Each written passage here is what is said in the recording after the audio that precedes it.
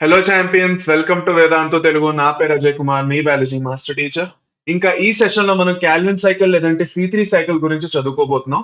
ఇది మీకు మీరు నీట్ కోసం ప్రిపేర్ అవుతున్నా, ఎంసెట్ కోసం ప్రిపేర్ అవుతున్నా, లేదంటే మీరు జస్ట్ ఐపీ కోసం ప్రిపేర్ అవుతున్నారు, ఇక దాంట్లో ఇది ఒక 8 మార్క్స్ క్వశ్చన్ కోసం ప్రిపేర్ అవుతున్నా కూడా ఇది చాలా ఇంపార్టెంట్.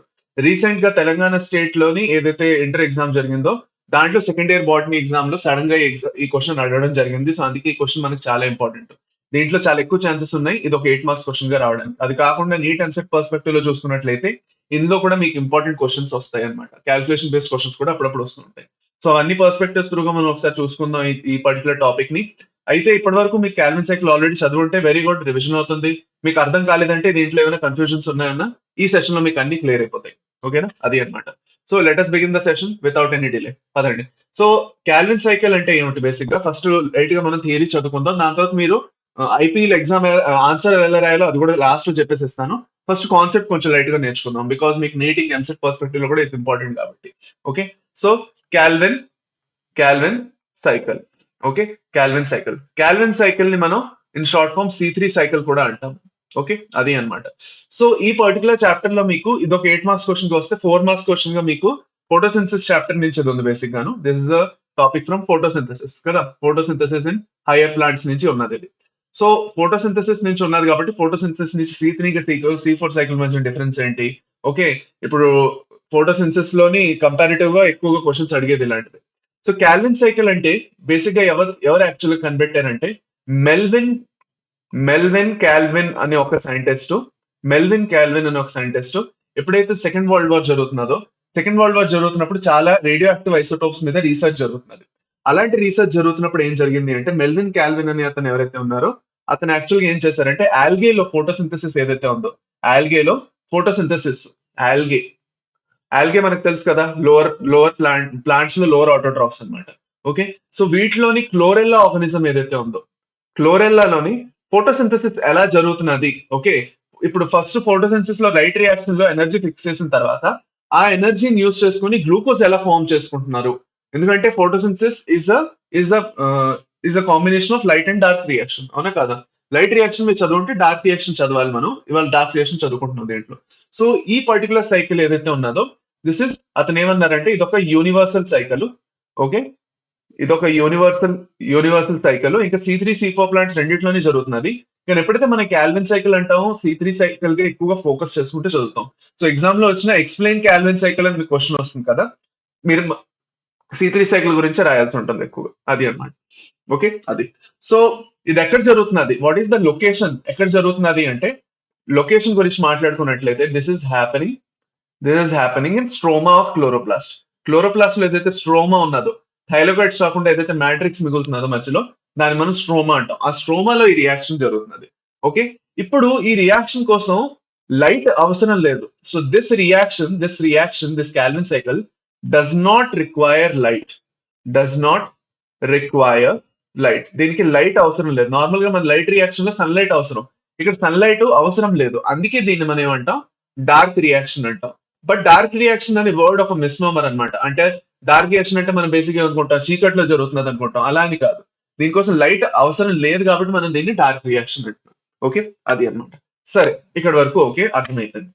ఇప్పుడు మనకి ఇందులోని ఒక ఇంపార్టెంట్ విషయం ఏం గుర్తుపెట్టుకోవాలి అంటే అతను క్లోరెల్లాలో ఎప్పుడైతే అతను రీసెర్చ్ చేస్తున్నాడో అతను దేని మీద చేశాడంటే C14 ఐసోటోప్ ఏదైతే ఉందో కార్బన్ ది, ఆ C14 ఐసోటోప్ ఏదైతే ఉందో carbon the carbon the carbon the C14 isotope ని వాడి అతను రీసెర్చ్ చేశాడు. సో ఇవన్నీ టాపిక్స్ మనకి నీట్ అన్సెట్ పర్స్పెక్టివ్ లో ఇంపార్టెంట్ అయిపోతుంది అందుకు అనమాట. Okay, right. ఇప్పుడు మనం ఒక ఇంపార్టెంట్ కాంపోనెంట్ గురించి మాట్లాడాలి. ఏదైతే ఎంజైమ్ దీన్ని కెటలైజ్ చేస్తున్నదో, the primary enzyme which will be catalysing this reaction ఏదైతే సైకిల్ జరుగుతున్నదో, that is actually rubisco. Rubisco rubisco enzyme ఏదైతే ఉన్నదో అది దీన్ని బేసిక్ గా కెటలైజ్ చేస్తున్నది. ఇప్పుడు రుబిస్కో ఏదైతే ఉందో it is a dual enzyme. దీనికి రెండు పర్పసెస్ ఉన్నాయి. ఒకటి, ఇదొక కార్బాక్సిలేజ్ గా పనిచేస్తుంది. ఓకే, ఇదొక కార్బాక్సిలేజ్ గా పనిచేస్తుంది. ఇంకా ఇదొక ఆక్సిజనేజ్ గా కూడా పనిచేస్తుంది. ఓకే, ఈ కార్బాక్సిలేజ్ గా ఎందులో పనిచేస్తున్నది, C3 సైకిల్లో పనిచేస్తుంది. అదే ఆక్సిజనేజ్ గా దీంట్లో పనిచేస్తున్నది ఫోటో రెస్పిరేషన్ అయినప్పుడు పనిచేస్తుంది. దీన్ని మనం C2 సైకిల్ అంటాం. ఫోటో రెస్పిరేషన్ ఇంకోటి ఏంటంటాం మనం, C2 సైకిల్ అంటాం. రైట్. సో ఎనర్జెటికల్లీ వేస్ట్ ప్రాసెస్ ఇది. ఫర్ సపోజ్ ఉన్న ఎన్వైరన్మెంట్ లోని ఆక్సిజన్ ఎక్కువైపోయిందంటే ఫోటో రెస్పిరేషన్ జరుగుతుంది, మీరు చదువు ఉంటారు. ఇప్పుడు కార్బాక్సిలేస్ యాక్టివిటీ ఏదైతే ఉన్నదో, ఎప్పుడైతే కార్బన్ డైఆక్సైడ్ ఎక్కువ ఉన్నదనుకోండి, ఓకే, ఆర్యుబిపి అనే ఏదైతే సబ్స్ట్రేట్ ఉన్నదో, ఓకే, రిబులోస్ బిస్ఫాస్ఫేట్ ఏదైతే సబ్స్ట్రేట్ ఉన్నదో, ఇది కార్బన్ డైఆక్సైడ్ తోటి యాక్చువల్ గా రియాక్ట్ అయ్యి ఫర్దర్ ప్రొడక్ట్స్ ఇస్తుంది C3 సైకిల్. అదే ఆక్సిజనేస్ అయితే అదే ఆర్యుబిపి ఏదైతే ఉన్నదో అది ఆక్సిజన్ తో రియాక్ట్ అయ్యి ఫోటో రెస్పిరేషన్ కండక్ట్ చేస్తుంది. సరేనా? ఇది మనకి చాలా ఇంపార్టెంట్ అర్థం చేసుకోవడం. రుబిస్కోది దీనికోసమే, దాన్ని మనం ఏమంటాం, it has the dual nature అంటాం. దీన్ని మనం ఎందుకు ఏమంటాం, it has the dual nature అనేసి అంటాం. ఓకే, చాలా ఇంపార్టెంట్ ఈ పాయింట్ మనం గుర్తుపెట్టుకోవాలి. అందుకే దానికి డువల్ నేచర్ ఉందంటాం, బికాస్ దీని ఫుల్ ఫామే ribulose bisphosphate carboxylase and oxygenase, అది అన్నమాట. ఓకే, సరే, ఇక్కడ వరకు మనకు ఒక విషయం అర్థమైపోయింది. Let's go further and try to understand the Calvin cycle. Calvin cycle లో ఏం నడుస్తున్నది అన్నది మనం నేర్చుకోవాలి ఇప్పుడు. So let us understand the Calvin cycle. Calvin సైకిల్లో ఏమవుతుందో స్టెప్ బై స్టెప్ రియాక్షన్స్ మనం నేర్చుకుందాం. స్టెప్స్ ఏవైతే ఉన్నాయో నేర్చుకుందాం. So the first step in the Calvin cycle is the carboxylation. Okay, carboxylation ఏదైతే ఉందో that is the first step in the Calvin cycle. Carboxylation లో ఏమవుతున్నది, బేసిక్ గా కార్బాక్సిలేషన్ అదే name suggest carbon dioxide the fixation జరుగుతున్నది. ఇంకా so carbon dioxide fix అవుతున్నది అంటే basic గా ఫస్ట్ ఏమనుకున్నారంటే కార్బన్ డైఆక్సైడ్ తర్వాత గ్లూకోజ్ రావాలి అంటే, ఫర్ సపోజ్ మీరు ఆలోచించుకున్నట్లయితే వన్ కార్బన్ కాంపౌండ్ ఇంకొక ఏంటది 3 కార్బన్ కాంపౌండ్ ఏదో ఉంటుందని అనుకున్నారు. కానీ ఫర్దర్ తెలిసింది ఏంటంటే ఇట్ ఈస్ ఆర్యుబిపి. ఆర్యుబిపి అనే ఒక 5 కార్బన్ కాంపౌండ్ తో ఫస్ట్ ఇది బైండ్ అవుతుంది అంటాం. సో అందుకే when we write about it మనం ఇలా రాస్తాం. ఓకే, ఒక molecule of CO2, okay, plus which is the 1 carbon compound, okay, combines with RUBP. Combines with RUBP. So RUBP తో ఎప్పుడైతే కంబైన్ అయిందో, which is a 5 carbon compound, what will it give rise to? It will give rise to a 3 carbon molecule, which is the first stable product of C3 cycle or Calvin cycle. Okay, so మనకి 2 molecules వస్తాయి, 2 molecules of PGA అంటే phosphoglyceric acid వస్తుంది. Okay, PGA వస్తుంది. దీన్నే మనం ఏమంటాం, phosphoglyceric acid. Phosphoglyceric acid సరిగ్గా రాద్దాం, 3PGA అని రాయాలి. ఓకే, అది అన్నమాట 3PGA. ఓకే, 2 మాలిక్యూల్స్ ఫామ్ అయ్యి ఈ 3PGA ఒక 3 కార్బన్ కాంపౌండ్. ఇప్పుడు ఒక ఇంపార్టెంట్ విషయం మనం ఇక్కడ గుర్తుపెట్టుకోవాలి, ఏంటది, ఓకే, ఒక కార్బన్ మాలిక్యూల్ ఉంటే సరిపోదు, మనకు గ్లూకోజ్ కావాలంటే దగ్గర దగ్గర 1 మాలిక్యూల్ ఆఫ్ గ్లూకోజ్ ఫామ్ అవ్వాలంటే 6 మాలిక్యూల్స్ ఆఫ్ CO2 కావాలి. మీరు స్టార్టింగ్ లో ఫోటోసిన్సిస్ లోని మీరు రియాక్షన్ చూసినట్లయితే మీరు చూసుంటారు 6 మాలిక్యూల్స్ ఆఫ్ CO2 పెడితేనే మనకి 6 మాలిక్యూల్స్ ఆఫ్ గ్లూకోజ్ వస్తుంది. సో 6 మాలిక్యూల్స్ ఆఫ్ గ్లూకోజ్ కావాలి కాబట్టి everything into 6. So 6 molecules of CO2 will give rise to, which is the 1 carbon compound, okay, along with 6 molecules of RUBP, అన్ని ఇంకా 6 into 6 చేసేస్తాం, which is a 5 carbon compound, okay, will give rise to ఎన్ని into 6 చేయండి, 2 into 6 12 అవుతుంది. So 12 molecules of 3PGA, okay, 12 molecules of 3PGA, which is a 3 carbon compound. ఇక్కడ ఒక important విషయం గుర్తుపెట్టుకోవాలి, ఈ పర్టికులర్ స్టెప్ మీకు బుక్ లో తర్వాత చెప్తారు వాళ్ళు, టెక్స్ట్ బుక్ లో మీరు చూసుకున్నట్లయితే. కాకపోతే ఈ స్టెప్ మనం ముందే నేర్చేసుకుంటే తర్వాత ఇంక మనకు కన్ఫ్యూజన్ ఉండదు. ఇప్పుడు PGA అంటే ఏంటన్నది కూడా మీకు కన్ఫ్యూజన్ ఉండకూడదు. ఓకే, ఇంకొక విషయం ఏంటంటే ఈ రియాక్షన్ లోని ఫస్ట్ RUBP అంటే ఏంటో తెలిసి ఉండాలి, ribulose bisphosphate. Ribulose bisphosphate. Okay, okay, ribulose 1, actual గా రిబులోస్ 1,5 బిస్ఫాస్ఫేట్ ఇది బేసిక్ గా. ఓకే, రిబులోస్ బిస్ఫాస్ఫేట్ అయినా రాయొచ్చు, రిబులోస్ 1,5 బిస్ఫాస్ఫేట్ అయినా రాయొచ్చు. ఓకే, ఇప్పుడు this is the first stable product. First sorry, this is the first reactant. Actually ఇది first react అవుతుంది అనమాట. Okay, so it is the first reactant అనమాట. ఓకే, దీన్ని మనం ఏమనొచ్చు, ఫస్ట్ రియాక్టెంట్ అనేసి అనొచ్చు. ఓకే, ఈ పర్టికులర్ స్టెప్ లోని మనకి ఏదైతే 3PGA ఫామ్ అవుతున్నదో దీన్ని మనం ఏమంటాం, దీన్ని ఫాస్ఫోగ్లిజరిక్ యాసిడ్ అంటాం. ఫాస్ఫోగ్లిజరిక్ యాసిడ్ అంటాం. And phosphoglyceric acid is the 3PGA is the first stable product.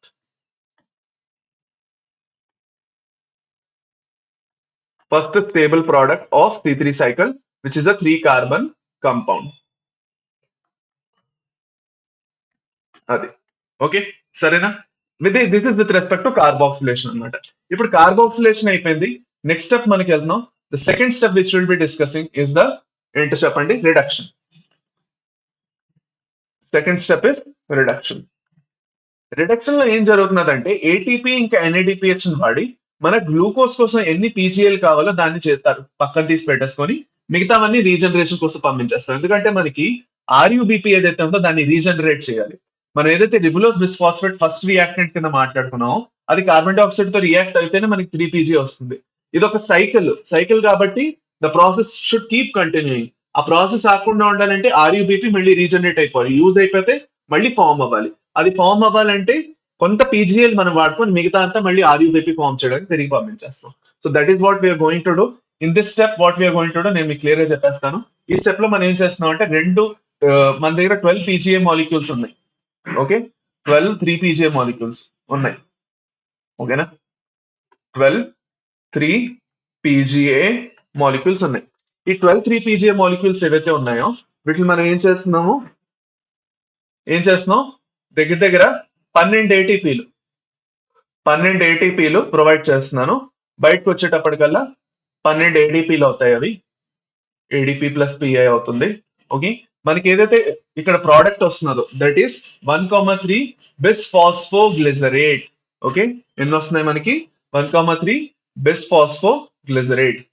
1,3 bisphosphoglycerate, bisphosphoglycerate PG 1,3. Just minute. ATP add అయింది కదా, ఏటీపీ యాడ్ అయితే దీన్ని ఏమంటాం? బి ఫాస్ఫోగ్లిజరేట్, లేదంటే గ్లిజరిక్ యాసిడ్ అని అనొచ్చు, బీపీజీ అని కూడా అనొచ్చు. సో బీపీజీ అంటే ఏమి లేదు, బిస్ఫాస్ఫోగ్లిజరిక్ యాసిడ్. సో అది రాయిస్తున్నాం బీపీజీఏ అంటే ఏమిటి అని. బీపీజీ అంటే బిస్ఫాస్ఫోగ్లిజరిక్ యాసిడ్. బిస్ఫాస్ఫోగ్లిజరిక్ యాసిడ్ అన్నమాట. అది అర్థమైందా? ఓకేనా, సరే. సో ఈ ప్రోడక్ట్ మనకు వచ్చింది. ఇప్పుడు 3 pga మనం ఏం చేసాం? 12 ఏటీపీలతో రియాక్ట్ చేయించాం. 12 ఏటీపీలతో రియాక్ట్ అయిన తర్వాత మనకి ఏం వచ్చింది? పర్ కార్బన్ మాలిక్యూల్ ఒక ఏటీపీ కావాలనుకోండి. ఓకే, సో చూడండి ఇక్కడ ఫర్ సపోజ్ మన దగ్గర ఒక కార్బన్ మాలిక్యూల్ ఉంది. ఒక కార్బన్ మాలిక్యూల్ కి ఫస్ట్ మనకి ఇక్కడ 2 ఏటీపీలు వాడతాం. సో పర్ కార్బన్ మాలిక్యూల్ 2 ఏటీపీలు అంటాం. 6 కార్బన్ మాలిక్యూల్ వెళ్ళాయి అంటే ఫస్ట్ ఇక్కడ 2 ఏటీపీలు వాడతాం, ఇంకొక ఏటీపీ రీజనరేషన్ లో వాడతాం కాబట్టి 3 ఏటీపీలు అవుతాయి. So 1 carbon molecule will take 3 ATPs to actually come back to ఏంటది సైకిల్ ని రివర్స్ చేయడానికి. అది మనం ఇన్ అండ్ అవుట్ డిస్కస్ చేసుకుందాంలేండి, డోంట్ వరీ. ఓకేనా, అది అన్నమాట. సో ఈ పర్టికులర్ రియాక్షన్ లో ఇంత అయింది. ఇప్పుడు ఇక్కడతో ఆగిపోతుందా అంటే లేదు. ఈ బిస్ఫాస్ఫోగ్లిజరేట్ ఏదైతే ఉందో 1,3 బిస్ఫాస్ఫోగ్లిజరిక్ యాసిడ్ ఏదైతే ఉందో it will get converted into 1, చెప్పండి ఫోన్లండి. మనం ఎలాగో ఇప్పుడు లైవ్ లో లేవు కాబట్టి లైవ్ తీసుకొని అలవాటు అయింది కాబట్టి నేను అడుగుతున్నాను. So let us take 12 1,3 BPGA ఏదైతే ఉన్నదో దానికి నేనేం ప్రొవైడ్ చేశాను? 12 NADPH ప్రొవైడ్ చేశాను. NADPH ప్రొవైడ్ చేస్తే 12 NADP ప్లస్ వచ్చాయి. సో అది కాకుండా మన దగ్గర ప్రోడక్ట్ ఏం వచ్చింది? What is the product that we get after all that reaction? NADP provide చేసిన తర్వాత చెప్పండి ఏం ప్రోడక్ట్ వచ్చింది? 3PGAL. 3PGAL. ఓకే, 3PGAL వచ్చింది. 3PGAL అంటే 3-phosphoglyceraldehyde. 3-phosphoglyceraldehyde. సో దీన్ని అక్కడే రాసేసుకుందాం. ఇదే ఇక్కడ అన్ని మనకి ఫర్ సపోజ్ మీకు కన్ఫ్యూజన్ అవుతుంది అనుకోండి, ఎన్ని కార్బన్ కాంపౌండ్స్ గురించి మనం ఇక్కడ మాట్లాడుకుంటున్నాము అంటే ఇవన్నీ గుర్తుపెట్టుకోండి. This are all 3 carbon compounds. This is a 3 carbon compound. This is a 3 carbon compound. This is a 3 carbon compound and this is a 3 carbon compound. Numbers మర్చిపోవద్దు, ఎప్పుడు నంబర్స్ యాడ్ చేస్తూ ఉండాలి so that you don't have any confusion. ఓకేనా అమ్మా? అది. So ఈ reaction లో reduction లో ఏం జరుగుతున్నది? బేసిక్ గా మన బుక్ లో చాలా చిన్నగా ఇచ్చాడు, నేను అంత చిన్నగా చెప్పట్లేదు ఎందుకంటే ఈ డీటెయిల్ మీకు తెలిసి ఉండాలి. సో ఈ రియాక్షన్ లో ఫైనల్ గా మనకి 3 pga తో స్టార్ట్ చేస్తే మనకు వచ్చింది 3 pgAl వచ్చింది. 3 pgAl నేను ఏమన్నాను? Okay, this is basically 3-phosphoglyceraldehyde. ఇప్పుడు ఈ 12 3-phosphoglyceraldehyde ఏవైతే ఉన్నాయో ఈ 12 3 కార్బన్ మాలిక్యూల్స్ ఓకే ఏవైతే ఉన్నాయో వీటిల్లోని ఏమవుతుంది? ఒక గ్లూకోజ్ ఫామ్ అవ్వాలంటే ఎన్ని కావాలి? ఒక గ్లూకోజ్ ఫామ్ అవ్వాలంటే ఎన్ని కావాలి? 2 3 కార్బన్ మాలిక్యూల్స్ కావాలి కదా. So 2 molecules 2 molecules will go for glucose formation. Glucose formation అవ్వాలి అంటే ఇందులో నుంచి 2 మాలిక్యూల్స్ గ్లూకోజ్ ఫార్మేషన్ పట్ల వెళ్ళిపోతాయి. ఎన్ని మిగిలే? 12 నుంచి 10 మిగిలే. ఈ 10 మాలిక్యూల్స్ ఏవైతే ఉన్నాయో, ఈ 10 మాలిక్యూల్స్ ఏవైతే ఉన్నాయో దేనివి? 3PGL లేదంటే ఫాస్ఫోగ్లిజరాల్డిహైడ్ది. అవి దేనికి వెళ్ళిపోతున్నాయి? రీజనరేషన్. రీజనరేషన్ అంటే ఎన్నైతే ఇన్ని ఫామ్ చేసిందో ఆఖరికి మళ్ళీ రీజనరేషన్ లోనే బోల్డ్ వెళ్ళిపోతున్నాయి.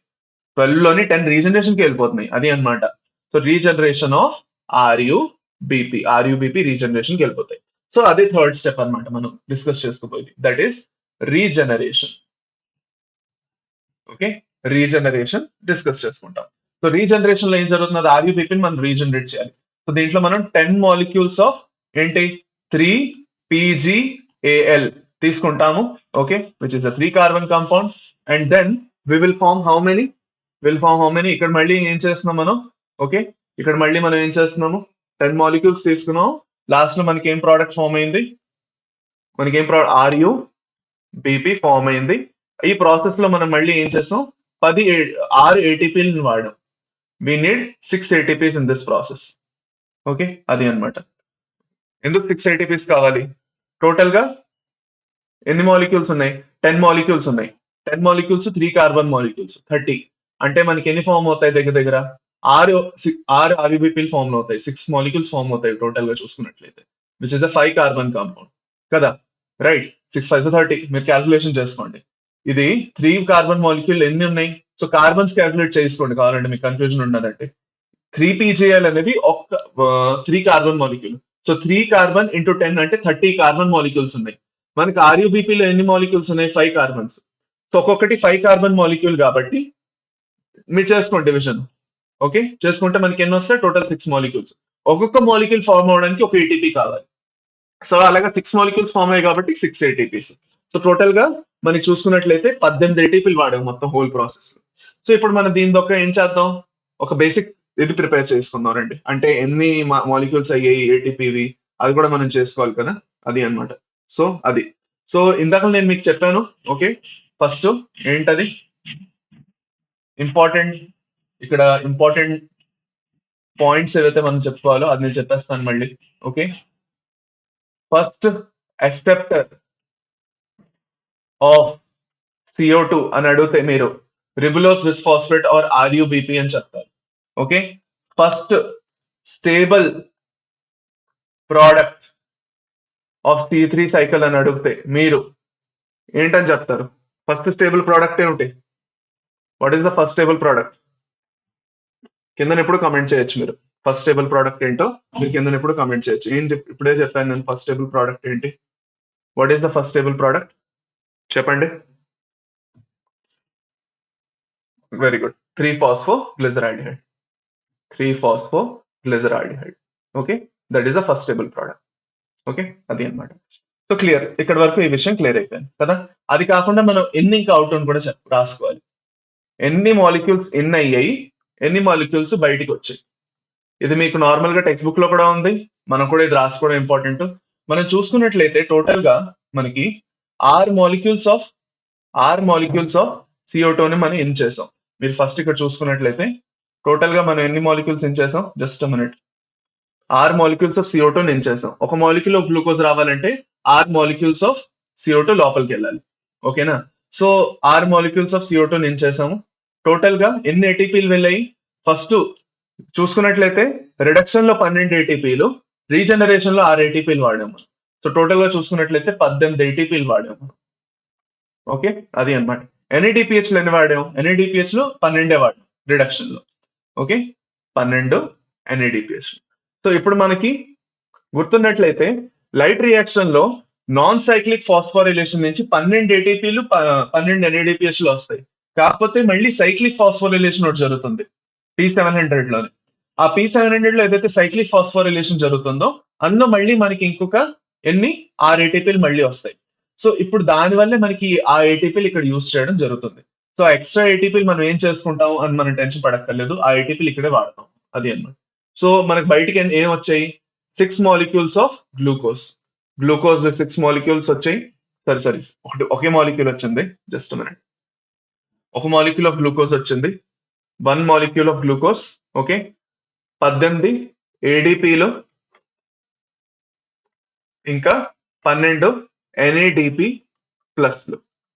అవునా కదా? సో ఈ ఆన్సర్ ఫర్ సపోజ్ మీకు ఈ క్వశ్చన్ అడుగుతారు. ఐపీఏలో మీకు ఏ క్వశ్చన్ అడుగుతారంటే ఎక్స్ప్లెయిన్ క్యాల్విన్ సైకిల్ అని అడుగుతారు. దానికి మీరు ఏం చేస్తారో చెప్పేస్తాను. ఫస్ట్ ఇది వేసేసుకోండి ఈ table. This will be very much useful for you. మీరు ఎంత ఫర్ సపోజ్ స్టెప్స్ మీరు గుర్తుపెట్టుకోలేకపోతున్నారంటే ఫస్ట్ ఈ టేబుల్ వేసుకోండి. లేదంటే ఎలాంటి ఈజీ టేబుల్ మీ దగ్గర ఉన్నా అది మీరు ఫాలో అయిపోవచ్చు. దాని తర్వాత ఓవర్ వ్యూ మీరు చెప్తారు. ఓకే.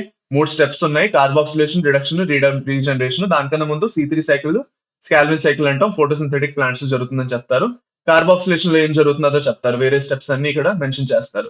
దాని తర్వాత రిడక్షన్ లో ఏం జరుగుతున్నది, రీజనరేషన్ లో ఏం జరుగుతున్నది, ఒక్కదాని పర్పస్ ఏమిటి, to balance the difference in the number of ATP and NADP used in the dark reaction. దాని తర్వాత లాస్ట్ లో చూసుకున్నట్లయితే energy requirement per per turn లో 3 molecules of ATP, 2 molecules of NADP. అంటే ఒక మాలిక్యూల్ ఆఫ్ గ్లూకోజ్ ఫార్మ్ అవ్వాలంటే, okay చూడండి ఈ పాయింట్ ఇక్కడ చాలా ఇంపార్టెంట్, మన ఇది రాయాలి. Okay.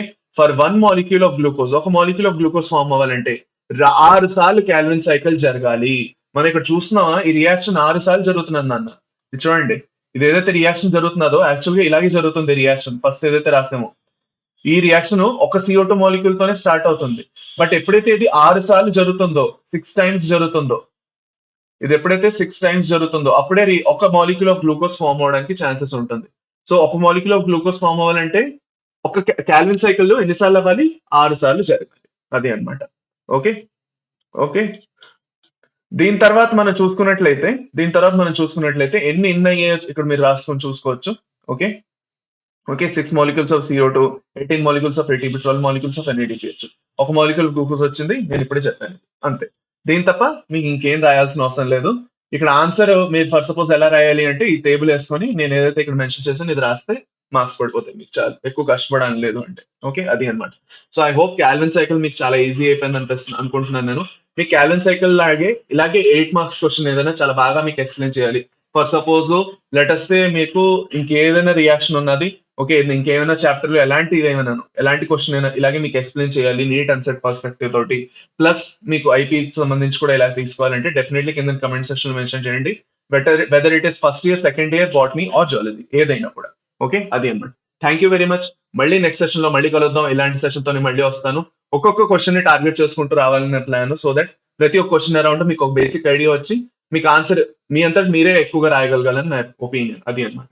Okay. So that's about it. మళ్ళీ నెక్స్ట్ సెషన్ కలుద్దాం. Bye, take care and have a nice day. Thank you very much.